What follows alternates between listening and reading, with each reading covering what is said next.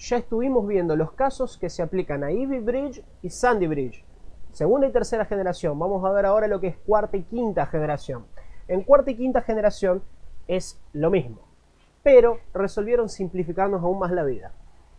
Tenemos los mismos casos de las fuentes en estado S5, S5, que son las líneas de Always. Ya hemos explicado en otros videos que 3 volts Always PCH le va a robar a 3 volts Always. Cuando esté encendida esta, va a estar encendida esta, normalmente por medio de un MOSFET o de un jumper. También vamos a tener en estado S5 los reguladores de 5 volts, regulador de 3 volts. En el segundo caso podemos llegar a ver algún equipo que nos habilite estas fuentes solamente en estado S5 y que apenas presionemos el botón ya activemos estas fuentes. Pero inevitablemente cuando presionamos el botón vamos a tener que activar esta fuente, porque cuando presionamos el botón salimos de estado S5 y pasamos a estado S3. Repito, cuando tengamos esto vamos a tener esto inevitablemente. MOSFET. ¿Cuál es el estado S0? Acá lo tenemos, ya está. Se simplifica porque de hecho no tenemos en estas arquitecturas, cuarta, quinta generación, no tenemos VGFX. Nuestro amiguito se fue. Tampoco tenemos, si nos fijamos bien, no tenemos tampoco VCC-SA y tampoco tenemos 1.8 volts. Se recortó mucho la parte de alimentaciones, recortamos 3 alimentaciones, porque ¿qué pasa con nuestro Haswell, Broadwell? Con estos procesadores vamos a tener un regulador interno en el procesador. El regulador interno se va a encargar de generar las tensiones que deberíamos ver en otras plataformas. El regulador interno que tiene Haswell y Broadwell van a estar produciendo otras tensiones que en vez de venir por medio de fuentes que están en la placa, se van a generar adentro del CPU. También es un punto por el cual se dañan tanto. Ya dijimos que en estado S3 vamos a tener esto, y después en estado S0 inevitablemente vamos a tener todas estas fuentes.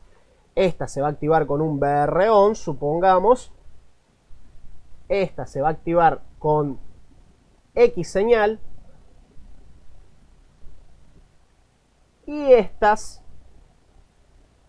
vamos a limpiar un poquito acá. Esta se va a activar con BR on. Esta se va a activar con X señal. Y estas se van a activar con Y señal. Pero lo que importa es que todas tienen que activarse. Todas tienen que arrancar cuando tengamos el equipo en estado S0. El equipo, cuando lo tenemos en S5 en standby, presionamos el botón de encendido y él va como un cohete hacia el estado S0.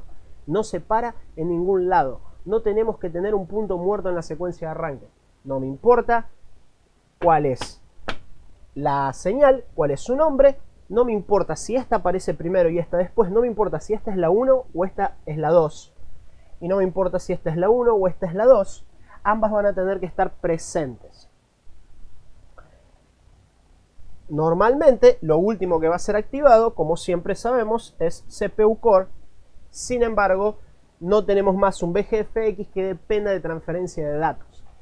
Esto normalmente ya va a ser activado durante la secuencia de arranque para que podamos, cuando esto esté power good, cuando esto esté good, podamos tener PLT reset.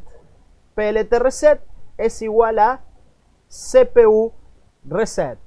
Cuando tenemos el reset del CPU, la transferencia de datos empieza. Inevitablemente vamos a necesitar, como en otras plataformas, que el CPU Core tenga Power Good para que empiece mi transferencia de datos. La diferencia es que no se me va a habilitar una fuente nueva después de la transferencia como era VGFX. Todas las fuentes se van a habilitar durante.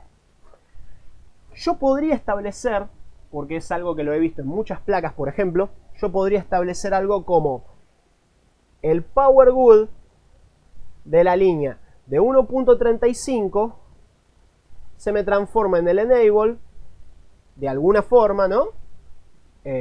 No necesariamente con el mismo nombre o con lo que sea, a veces pasa por algún circuito, por alguna puerta lógica, por algún MOSFET, por algo, y se me transforma en la activación de los 0675. Es algo que lo he visto mucho, pero no quiero definirlo por estándar, porque cuando empezamos a definir por estándar, ustedes van a querer ponerle números, van a querer poner 1, 1, 2, 3, 4, y esto nos marea, porque así vamos a contar del 1 al 10 y vamos a estar siempre perdidos. Esto es tan simple cuanto 1, 2, 3, 4.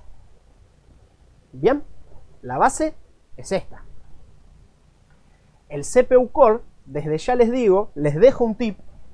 ¿Por qué siempre CPU Core va a ser de lo último a activarse? CPU Core específicamente necesita, para poder programar su salida de datos, su salida de tensión, perdón, SB y D. Esto es algo que vamos a ver con el osciloscopio, con el analizador lógico, vamos a entenderlo mejor. Vamos a verlo cuando trabajemos con VGFX. SB y D determina cuál va a ser la tensión de V-Core. La tensión de V-Core es variable. Podemos tener 0.9, 0.95, 1.0, 1.1, 1.2, 1.3. Varía. Podemos tener varios valores. ¿Cómo vamos a definir cuál es el valor de V-Core? Existe el protocolo de comunicación SBID, que es un protocolo de comunicación entre CPU y el controlador de V-Core. Tengo acá mi TPS 5811, por ejemplo, que es mi controlador de V-Core. Tengo acá mi CPU, que en este caso es mi Haswell. En algún momento de la secuencia de arranque, a medida que vaya arrancando el equipo, va a llegar un momento que vamos a tener SBID entre lo que es CPU y el controlador de V-Core. Esto es una línea de datos, datos van, datos vienen, entre ellos se comunican para establecer cuál es la tensión de V-Core para que el equipo empiece a arrancar. ¿Por qué va a ser el último? Porque estoy dando un poquito de vueltas quizás. Porque nosotros vamos a necesitar que estas tensiones estén ok para que el clock gen, el generador de clock integrado en mi CPU, empiece a funcionar. Cuando el generador de clock integrado en mi CPU empiece a funcionar, yo tengo clock para el SBID. El SBID es una línea de datos que tiene una línea de data y una línea de clock. Si yo no tengo el generador de clock funcionando, no tengo clock, no tengo SBID. ¿Van acompañando? Si quieren definir una secuencia, definan tan simple como yo les estoy explicando. Necesito tener punto 1, todo esto. Punto 2, esto. Punto 3, esto. Y saltándonos un poco lo que son fuentes, agregando un par de puntos más, que eso lo vamos a ver bien. Analizador lógico, osciloscopio, así se ve bien esto. El punto 4 yo lo llamaría, digámosle que sería clock. El punto 5 sería S, B y D. Y el punto 6 va a ser CPU Core. ¿Entienden cómo funciona más o menos? ¿Ven cómo vamos tapando la secuencia de arranque? Así es mucho más fácil, porque no me importa cuál de estas fuentes fallan. Cuando yo llego al estado S0, todas van a tener que funcionar. Todas. Porque si alguna de estas no se activa, clock, adiós. Y si yo no tengo clock, no puedo tener nunca CPU Core. Por lo tanto, recuerden, como hemos analizado en la secuencia de arranque, punto 1, punto 2, punto 3, todas las fuentes. La última a activarse es CPU Core. Esa es la base que ustedes van a tener que respetar, esa es la base que ustedes van a tener que seguir para no confundirse. No importa cuál se activa primero, no me importa en este momento si vamos a tener esta o esta o esta o esta, no, tenemos que tener todas. Si no tenemos todas, no vamos a pasar la secuencia de arranque. Si una falta, verificamos el enable y verificamos el power good. Si tiene enable, tiene que empezar a trabajar y tiene que generar power good. Muchas veces el power good de una se transforma en el enable de otra.